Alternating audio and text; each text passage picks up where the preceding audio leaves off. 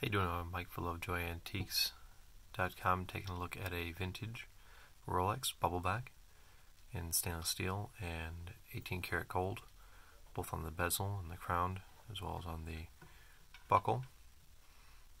The watch has extremely crisp lines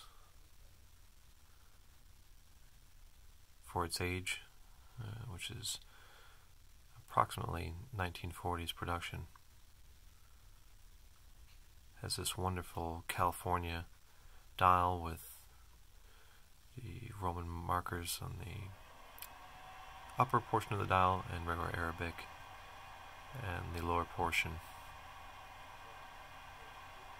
It's 32 millimeters in diameter, not including the screw down Oyster crown.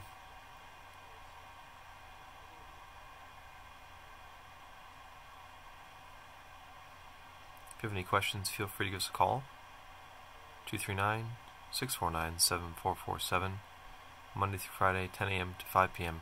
Eastern Standard Time. Thanks for watching.